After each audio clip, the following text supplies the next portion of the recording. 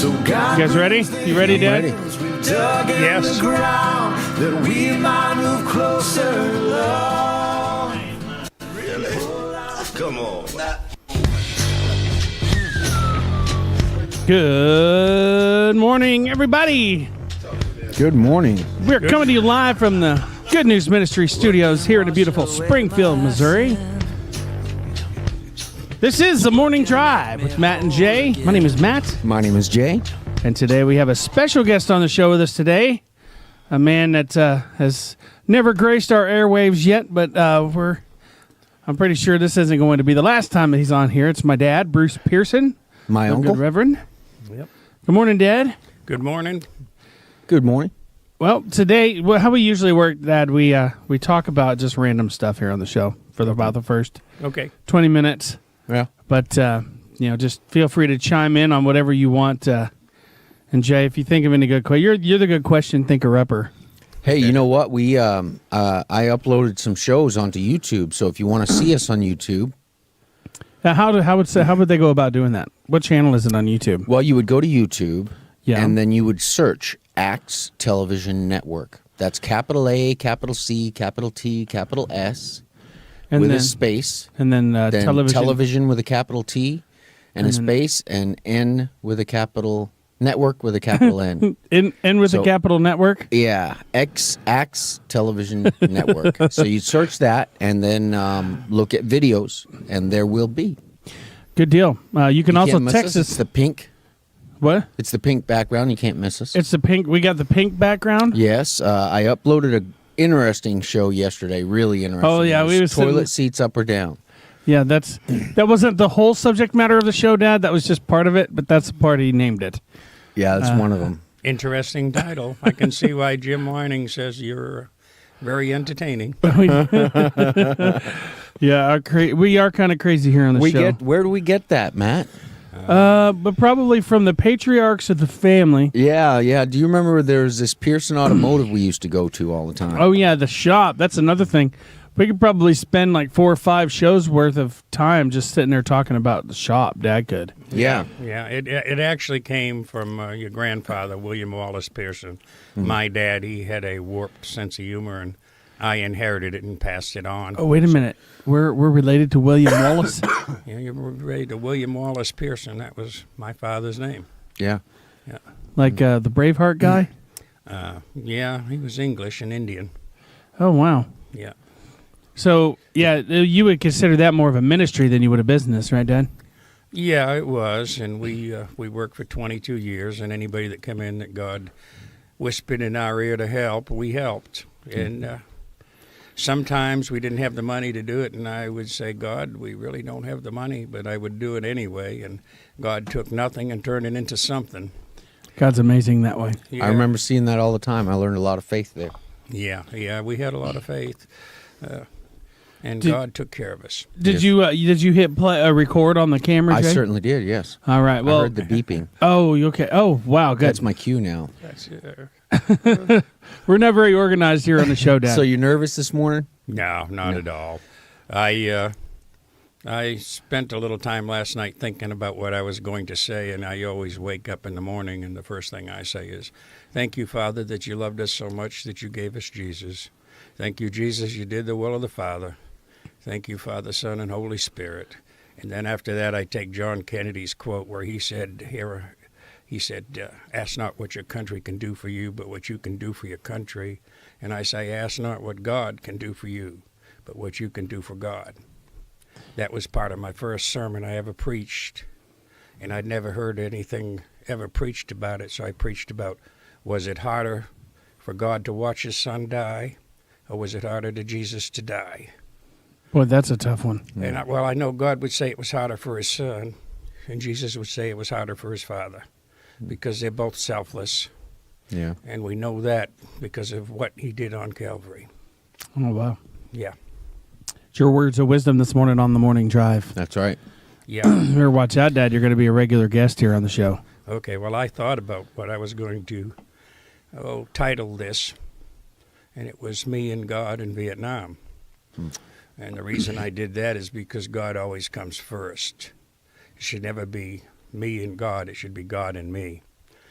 And that's what if I said it backwards, I'm getting old age dyslexia, but that's what it is. It's always God first and me second. So God we and me shoulda- in Vietnam. That is a really good way to say it. God and us, and Next time we need to find a way to set his chair that way so he can actually look at us. yeah, that would be better. And the camera could be over there. I I can guess. turn that way, and Yeah, What is you the- don't have to face the camera. You don't have to face the camera, no. No. I don't want your neck hurting either. it's Yeah. not going to hurt. No, okay. So, but if you're just now joining us on the show, everybody, we've got a special guest in the studio with us today. His name is Reverend Bruce Pearson. He's my father, my dad, the guy that taught me everything I know about everything I know. Yes. Yeah. So, taught me a lot of patience growing up because, I remember. It's the other way around. You taught me a lot lot of patience growing up. Oh yeah. What are you guys trying to say here? Okay. We both taught each other a lot of patience. Yeah. Well, I witnessed your patience with me, and you guys had to have a lot of patience because I was a little just terror. Yeah. And then I got older, and I just became an older terror. No, you're a holy terror now. I'm a holy terror. Well, that's good. I'd rather be Yeah. a holy terror than a That's right. non-holy terror. Yeah, that's good. Jim Weining's probably at the office right now, and saying, "Yep, that's Matt, and he's a terror." Yeah. Yeah. And my I remember whenever he met my son for the first time, and my son was like, "Hello, sir. How are you?" And just really exaggerated the words that he was saying to him, talking to him like he was like Yes. talking to an elderly person at a This nursing would home. be or a something. good time to meet you since I'm here and you're here. That's he did say that too. Oh, God. And he He's said, a "Well, spitting you're." image of he- his father. he Body, is. mind, and spirit. Yeah. Oh man. Yeah. He's something Yeah. else. I remember He's so Jim sweet. Whining said, "You're a lot like your father, a little bit unscrewed." That's passed down from the family tree also. Yeah. Yeah. Is it? Yeah. Yeah, our family tree doesn't branch out at corkscrews. Do you remember? You Yeah. remember your aunt? You remember your auntie Dale, don't you? Oh yeah, Oh, that would be. wow.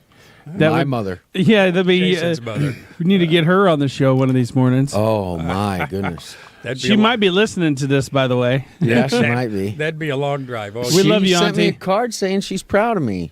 she That's really she good. knows we all love her. I love her dearly. Yeah. She's a good Christian woman, and she just A little gets, nuts. she gets a little zealot sometimes. say it. A little zealot. You about made me spit my soda all over the keyboard. I'm being polite. She's a little zealot. Yeah. But you know what? She has a good heart.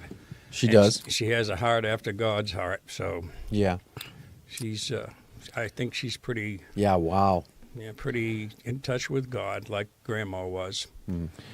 Yeah, we had quite a few listeners yesterday. Yes. Looking back, Yeah. so we're glad to have everybody listening. Yeah. listening to us. Me too. It's like Jim said, we've got a church. Now our second half Right. is usually when people tune in, right? Yeah, well, a lot Is of that people. true anymore? Oh yeah, I mean, there a lot of people tune in on our second half because they know that some people just want to hear, or either they're leaving at 8:30. Right. Most people are done with what they have to do at about 8:30, and then they go ahead and log in, or not log in, but sign in to or go to axradio.com and click the play button. So last couple days, Dad, we've been in Proverbs. Proverbs. We've been in Proverbs chapter 3 for a couple days now Yeah. because we've really been focusing on lean not on your own understanding, Yeah.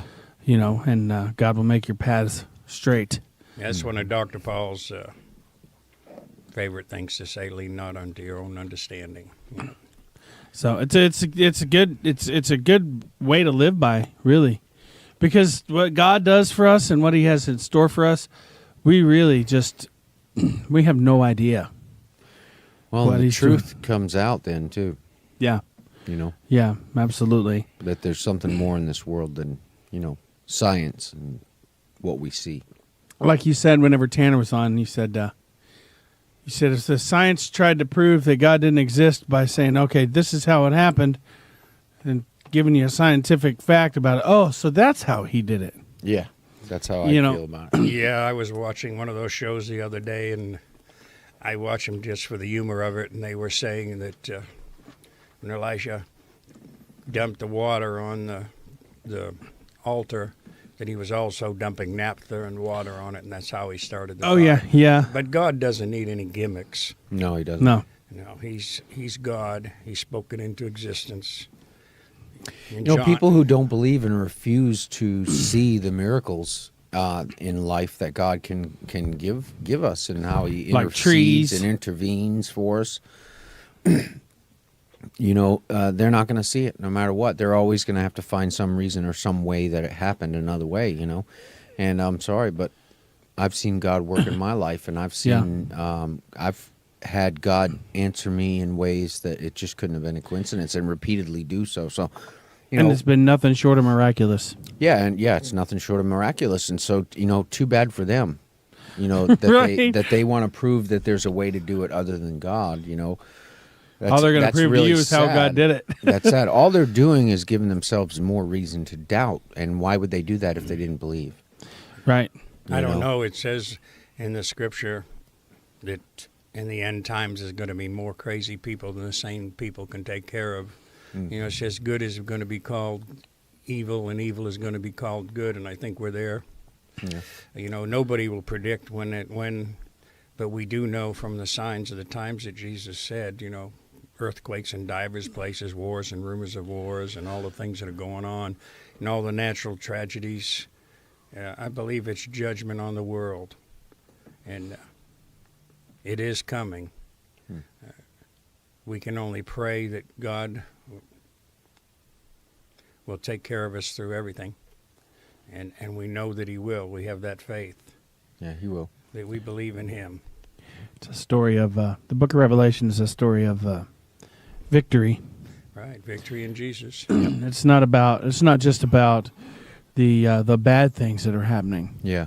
I mean, imagine a bad thing that happens to the devil. Satan, the enemy, is finally defeated and cast down. Yeah. And then no more will we have the temptation to sin. See, they portray the devil now already in flame, Yeah. and that it doesn't harm him, it doesn't bother him or hurt him, and that's not how it is. The devil's not in flames now, No, he's on the world. He's in the and world. when he goes to the flames, the fiery place, Yeah. it's gonna hurt. Yeah. It's not a flame you can black out of either. No. You know, because if you're in an actual like house fire or something and it gets so hot, your brain blacks you out so you don't have to feel it. There's so many mysteries in God's Word. In Revelations, He said that if all the things Jesus had said and done were put in the book, the worlds could not contain it. Yeah. So there's so much that we don't know. Yeah. And when we get to heaven, I know we're going to know a lot more. Yeah. You know, I don't know how much God is going to let us know, but we'll know what we need to know. Yeah. And We'll know be what we're content. capable of knowing, probably, Yeah. which Right. is still, I mean, how can we? I mean, knowing or having some understanding of omnipresence or omnipotence and stuff like that is only as much as you can experience. You know, we will probably be more aware, Yeah. and we will probably be have more of a presence, but we'll still never quite understand God's. So we got a couple listeners in North Attleboro. No way. So I think Well, one hello, of North Attleboro. I think one of them I'm sure is Uncle Raymond. He listens to the show on a regular basis. Hello, Yeah. hello, Uncle Raymond. This is Bruce. Yeah. I think you guys have met before. Yeah, we Yeah. did. We met at Rich's funeral, and he's a wonderful, good Christian man. Yeah, he is. And he looked. He could. When I looked at him, it could have been Richard standing there because it was so close. He's They kinda do like, look a lot alike. Like me and my brother Bill look an awful lot alike. So I look nothing like you. yeah. Right. You That's guys- sarcasm for those of you who don't know. I look exactly like my father. Yeah, right down to the lifelines in your palm of your hand. Yeah, that's one thing that we used to. I remember that from whenever I was a little kid. Yeah. We'd sit there and compare. You know, the palms of our hands look exactly the same, and then our fingerprints. We have the exact same type of fingerprints on each finger. Like they have the swirl, the swoop, and all that stuff. Yeah. They're all exact. They're the same type. Of course, they're not exactly the same. Right, because otherwise. Yeah, at a microscopic level, but at first glance, you would think, "Oh, wow, that's the same exact hand." And you know, it passed down to my sons as well. Did it? Both of them. Really? Yeah, they have my hands. Cool. You know, Tanner, his are a little bit skinnier than mine, but his palms are still exactly the same. We have the same types of fingerprints. You know, the swirl, swoop, Yeah. swoosh, whatever. There's a miracle of God that out of the billions of people that are in the world, there's no two people with the same fingerprints, Yeah. and hardly anybody with the same DNA. So that's just another testimony to the creation of God. You know, we're the crowning glory of God's creation. You know, when he went through all of them and he said every day, he said it's good. And when he created man, he said it is very good. And So, is Mom listening in today, Dad? Do you think? what? Is Mom listening in today? No, I imagine she's still in bed because she wasn't feeling very good last night. Okay, I keep my mom in your prayers, Beverly. Yeah. So what were we talking about? I just kind of got off We're track. talking about Attleboro. Yeah. No, We were we talking about about- God's miracles, how we were his finest creation. He said Yep. we were very good. The crowning, his crown jewel, right? Yeah. He favored us most among all his other creation. Right. Yeah. Even above I the found that angels. interesting. Like you said, where does it say that about how Jesus had said and done so many things that the world couldn't contain? Oh, I couldn't tell you offhand. I just know it's in Revelations because we did a word-by-word study at Dr. Paul's house of all the chapters in Revelations, and it took us, I guess. See, I love that. It was about 6 months. I Just would imagine. have to go to my search engine on the Bible to find it, but it's in there. Yeah. Yeah, that's one thing when you get older. I'm 67, and the mind starts to slow down. I used to remember every phone number I ever dialed, and now I can only remember about 10. So, and I walk in the other room, and I go, what did I come in here for? Don't feel bad. I do that, and Yeah, I'm I do only that, too. 35. Yeah. And I don't know anybody's number. Yeah. Yeah. And well, I mean, with today's technology, you don't need to remember any numbers. Oh, well, yeah, until your You phone dies. Until your phone dies, then you have to get to a computer if you have all your stuff saved on like Google or something. I wouldn't even know how to Yeah. look it up on Google. We're lazy. I try whenever I get change at a restaurant, and I give them some money, and I figure out what the change is before they do, trying to keep my mind Sharp. a little sharp. We have to use our minds, or we're gonna. The less we use it, the less good it is. So that's why God wants us to be in the Scripture and study and to seek His face. Well, I'm going to butt in here with a little bit about Vietnam. All right. Okay, for those of you who don't know that are just tuning in, this is Reverend Bruce Pearson. He's my dad, and he's our special guest today. He's going to be talking about God in Vietnam. Right. And God and me in Vietnam. I was a young fellow when I got drafted. I went into the service June 5th, 1968, and I came out May 8th, 1970. I'd gone to Fort Dix for about 10 weeks of basic training and then a little leave home for a few days, and then went to Fort Polk, Louisiana, about another 10 weeks. You know, I'm curious about whether or not they treat enlisted different than drafted? Not in the Army. They treated everybody pretty bad. Back then, they were Pretty horrible. bad. They were horrible, and I couldn't even say the things that they said and did to us on the air. Right. To give you an example, after I went through basic, and that was pretty hard, we got to advanced individual training, and every morning they would low crawl us through the sewer beds. AIT, that's what they call it. Advanced individual training, yeah. And they would take us from there to the mess hall, and the sergeant in the mess hall kept saying, "You can't do this. Nope. If you're going to low crawl them through the sewer bed, do it after they come to the mess tent." And they just kept doing it. And one day we went in, and there was one of the higher echelon of Fort Polk, and he said, "You just march all of them back and get them out of those clothes and have them take showers and put clean clothes on, and then come down to the mess tent. And you will not do that anymore." Because that's definitely unhealthy. Yeah. It's unhealthy and it can cause all kinds of diseases. But do you think they were trying to make it as real as possible? How didn't matter how your morning started, you could be crawling through some pretty nasty stuff, like Yeah. your comrades. I don't know. I think just those people were just kind of mean.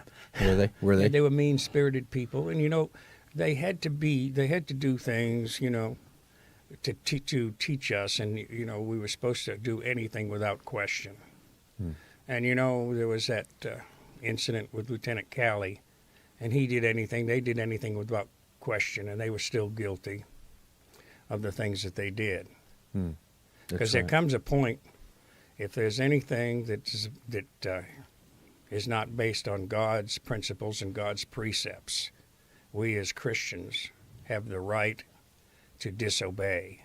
Yeah. And we don't not only have the right to disobey, it's also an obligation for us to disobey. A duty, if you will. Right. We have a A Christian higher duty. duty. Our duty to God comes above anything. And, that's... So I didn't mean to interrupt you, but you were trying to tell us about your story that you went in and you came out in what year? 1970, May 8th. And I had...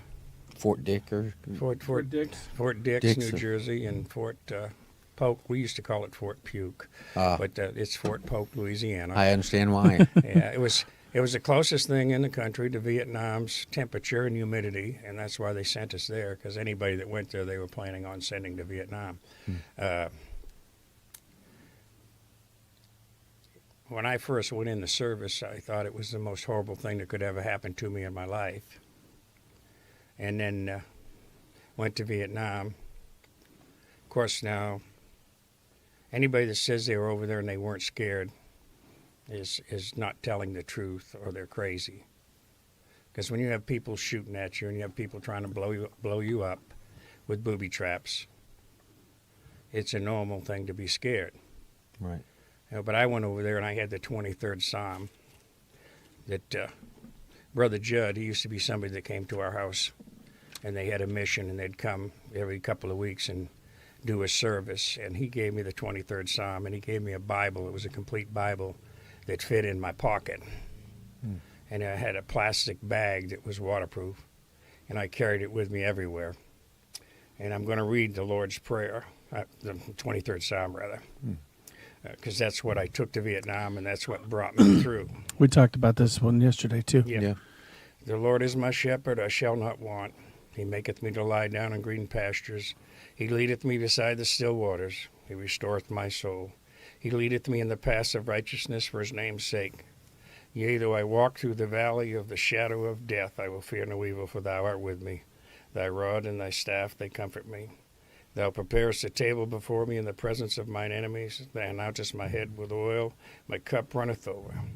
Surely goodness and mercy shall follow me all the days of my life, and I will dwell in the house of the Lord forever. And I definitely walked through the valley of the shadow of death.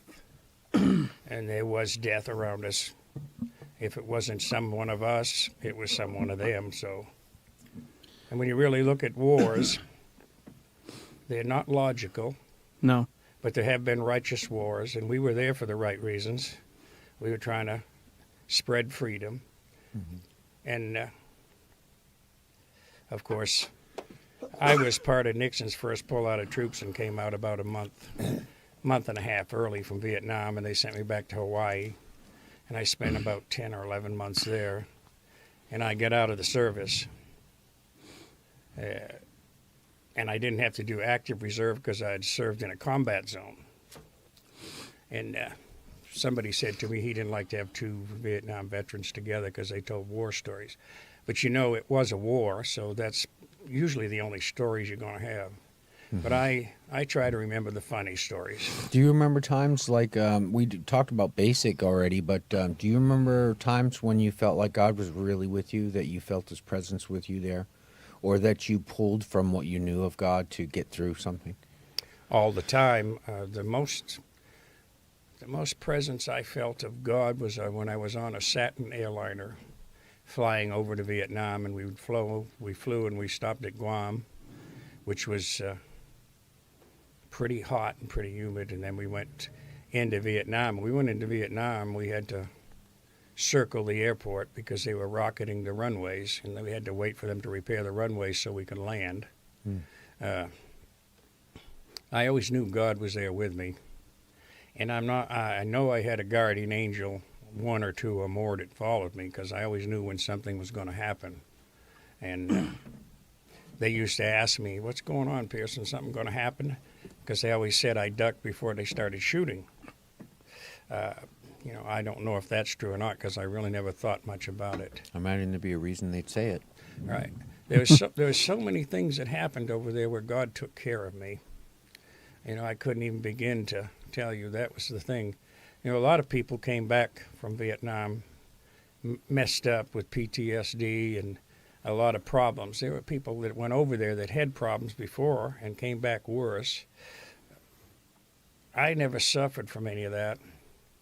Probably because when they sent us back, we went into Hawaii, and they landed, and then they had a hula girl come up and kiss us on one cheek and put one of their rings of flowers they called leis around our neck and kissed us on the cheek, and another one came over and kissed us on the cheek and put another lei around her neck, and then they took us out and gave us a steak dinner. Could you smell the flowers and everything? Yeah, Really? smell the So they flowers. were real flowers. Yes. Oh, yeah, they were real flowers, and you could smell the air.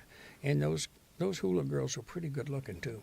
I bet they were. Glad to be home, huh? Well, we appreciate the kiss on the cheek, yeah, and the dinner, and of course, Steak dinner. yeah. And I spent time there and was on the Big Island. I always tell the story. I don't remember whether it was on the Big Island of Hawaii or whether it was on Oahu. It was one of the volcanoes that was erupting, and we drove up to where the lava flow crossed the road and parked the car and walked across this hardened lava. Of course, there was all kinds of fumes coming up, and we walked to the edge of the crater. And it was a big crater. I don't know, it must have been about a half a mile, and it was a great big round crater. And looked down in and watched it erupt. It was just spewing lava straight up in the air. Of course, we were farther enough away, it didn't hurt us, but it was probably one of the most beautiful things I've ever seen in my life. We weren't supposed to be there, of course, but we did, and that was there was so many beautiful things to see in Hawaii, the black sand beaches and on the Big Island, and the Cuckoo Falls, and a lot of the different things that were there. I bet those black sand beaches were really hot. Yeah, you didn't go out. We learned that real quick. You didn't walk out barefoot on the black sand beaches. No, because for those of you who don't know, black absorbs heat. Yeah. Yeah. Burn your foot real good. We used to burn your feet on white sand, but the black was especially bad.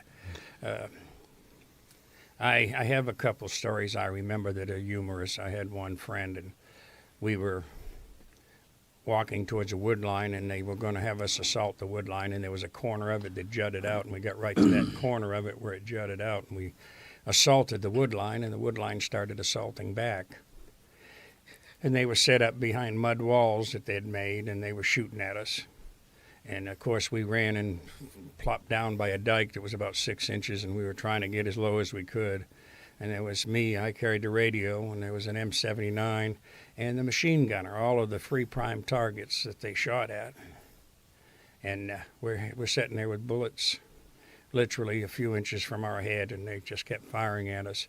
And this one boy, his name was Philip, and he was from Philadelphia, so we called him Philip Philly. And he didn't believe in God. He didn't believe in anything. And while they were shooting at us, he pulled a steel pot off, and there's a liner inside, and he pulled the liner out. He pulled a piece of paper out, looked like it was a column out of a newspaper. And he started reading, "Our Father which art in heaven, hallowed be thy name." And I laughed, and I slapped him on the leg, and I said, "I thought you were an atheist. I didn't think you believed in God." He says, "It can't hurt." And he read the rest of the Lord's Prayer. And then the Phantoms come in and opened up with their 20-millimeter cannons and Wow. dropped a bomb, however big it was, and then pulled back out. And there were green tracers being shot back up at him. He made 2 or 3 passes, maybe 4, and then they called in artillery, and after that they called in helicopter gunships. And each time something came in, we got up and run backwards, and we got back out of the range of their fire. And old Philip was back to being an atheist again, or an agnostic, or both. So that old saying, "There aren't any atheists in foxholes," and that was probably one of the most humorous things that happened over there. And you think it's really true? I know it's really true. No such thing as an atheist in a foxhole. Yeah. And somebody's shooting over your head. Yeah, I can see whenever a bullet parts your hair down the middle. Did you feel like that was genuine, though? Well, I mean, I think he really believed it couldn't hurt. Right. So Otherwise, was he like, wouldn't have done it. And if Right. if it wasn't genuine, what did he have the Lord's Prayer in his helmet for? Right. Yeah, that's agnosticism, I think. Yeah, I think it's agnostic. Whatever it was, don't get me going on the agnostic insomniac. That stayed up all night worrying about whether there really was a dog. That's the dyslexic, agnostic, insomniac. Right. So it was just the three of you there? Oh no, there was a whole company. There was about They were the three main targets. Is we what were, I'm we saying. were the three main targets because the radio and the M79 and the machine gunner were some of their main targets. Yeah, cut off communications and Yeah. their highest firepower. Yeah. So Right. Dad was. Well, you had. I'm assuming those radios were pretty large. Yeah, it's a PRC 25 and it weighed, I don't know, 30 pounds. It's like two lunch boxes. or Yeah, I something, used to weigh 135 pounds and I had probably 70 or 80 or more. I had a flak jacket that weighed about 20 some odd pounds. I had 2 bandoliers of M16 ammunition, which was 7 magazines in each pouch with 19 rounds in each one. I had 1 round in the 16 and the M16, 2 canteens of water, enough food for 2 or 3 days, 3 star clusters, a marking panel, an extra battery. This is a lot of stuff. Do you know how much it all weighed? No, I would say I weighed a good 200, maybe more with it. I don't know. I thought they were like 80 pounds, I think is what. No, the radio wasn't 80 pounds. No, but what they gear. Yeah. carried. Yeah, probably. It's probably close to 80. So if that was the case, I was probably about 235. But whatever it was, I was heavy. Yeah. Because when we came down off an air mobile and they thought it was a hot LZ, they'd come down and they wouldn't come down to the ground too close. And they'd make you jump out. It may have been 5 feet, 10 feet, but they never touched the ground. They'd just come in and you jumped out. And you know that 5 feet is a long way when you got 80 pounds on you. Yeah, the first air mobile I went on, and they said, if you see red smoke, that means it's a hot LZ. That was the first time I'd gone out on an air mobile, and I had all this gear on. And it was a wet and muddy rice paddy.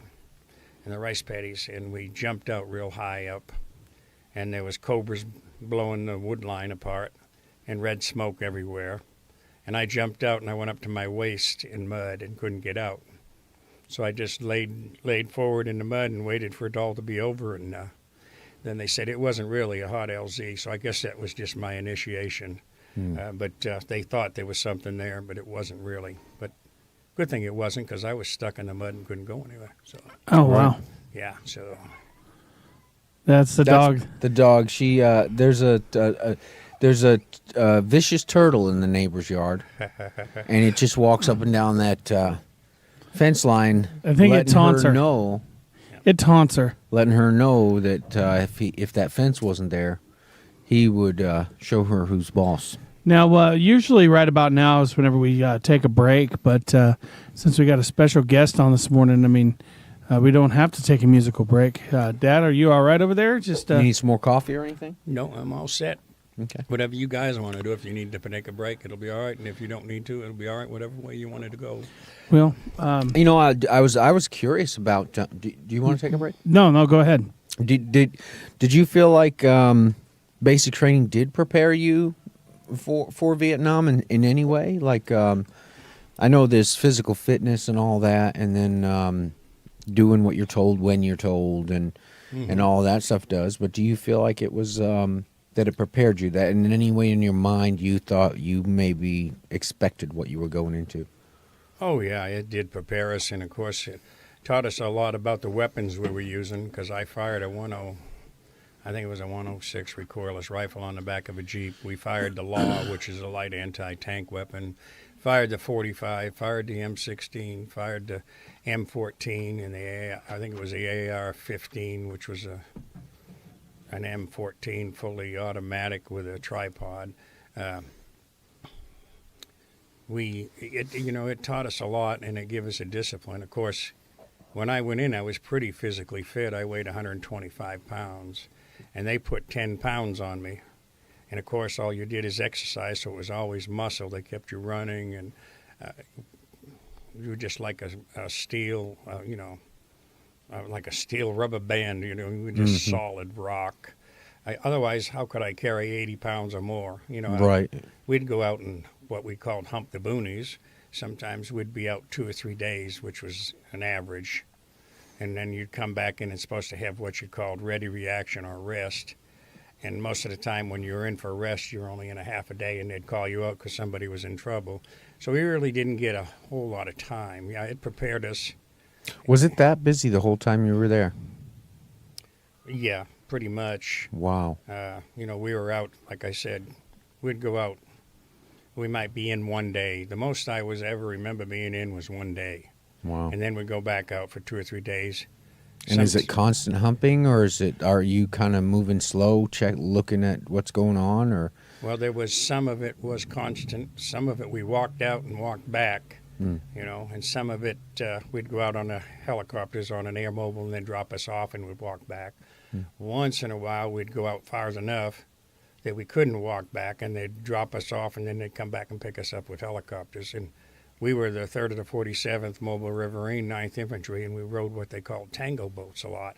Those were a lot like the old landing craft during World War II, where they come up to the beaches and drop that down. Mm-hmm. We'd be in the belly, and the Navy'd be on top with all the guns. And they'd go up the river, and then when somebody opened up on them, they'd open up back, and sometimes they'd just drop us off. And we'd go out and follow them and try to get to them. And sometimes, most of the time when we were dropped off there, we were dropped off close enough, we'd walk back. Or we'd walk somewhere if we were far away, and we'd get a clearing and secure it, and they would send helicopters in to pick us up. A lot of times we went out on deuce and a halves, and would go out on a deuce and a half, and then we would walk out. It's 2.5. That'd be 2.5 days. Yeah. A deuce and a half. No, a deuce and a half is 2.5 tons. Oh wow. Yeah, they had ramps on each side, seats on each side, and you could. They'd just put us all in one of them and drive us out somewhere and drop us off, and then we'd walk back. And if it wasn't for people trying to kill you, that's a pretty beautiful. Would you say that it's a beautiful country? Oh yeah, it was beautiful. Outside of the mosquitoes. The mosquitoes and the heat. Well, yeah, the heat and the rain. I used to tell people about being freezing at 80 degrees, and they say, how could you freeze at 80 degrees? Well, you got used to it being up 100, 110 and all kinds of humidity, and then it would rain and go down to 80 degrees, and you'd be suffering from hypothermia.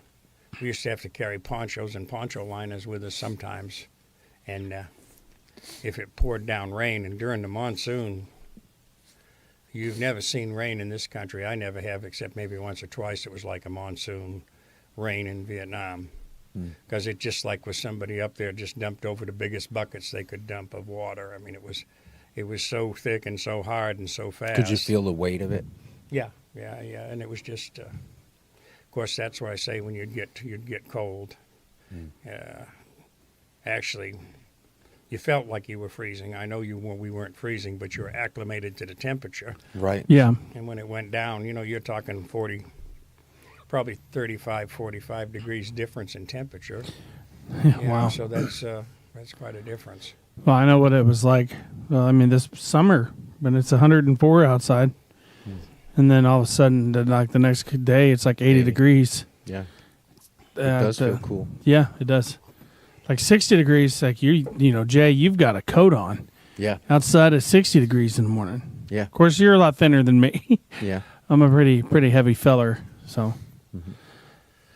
Well, I made the main point I wanted to make is that God was with me. God went with me. God came back with me. God kept me. And I really didn't suffer any stress or post-traumatic stress from being there. Every once in a while, I still will have a dream that I'm back in the Army and we're going back to Vietnam again. And it's weird because when I'm in, all of these dreams are the same. I'm in the Army, but there's absolutely no what's the word I'm looking for? No organization whatsoever. Right. Yeah. And it's like you're with a band of hobos or something, and but you're in the Army. It's weird. The dreams are weird, so I don't know what they mean. But I'm fairly well adjusted, and I attribute that to God keeping me that way. Yeah, that's the one thing I remember growing up. I've never seen you have any flashbacks or anything like that. No. I mean, there are still veterans to this day, Vietnam veterans. That I mean, there a lot of any war veterans going to have, they're going to have a bunch of people with PTSD because that's not something that I'm assuming it's not something that you would see every day. Right. That it had to be a terrifying experience. Yeah. Now, did you use the radio a lot? I were the did. radio man? I was on the radio almost all the time I was in the field, and there was one thing I felt bad about because I kept saying I didn't want to carry the radio. I wanted to just carry my gear, and one day they gave the radio to somebody else, and the day they gave the radio to somebody else, he was walking across the bridge, and then the BC were out there watching, and they had a booby trap set up, and they set it off with the radio. Right. And he literally had both his legs blown off. And that would have been you. That would have been me. And after that, they gave me back the radio, and I carried it the rest of the time I was there until they started pulling us all out and sending us home.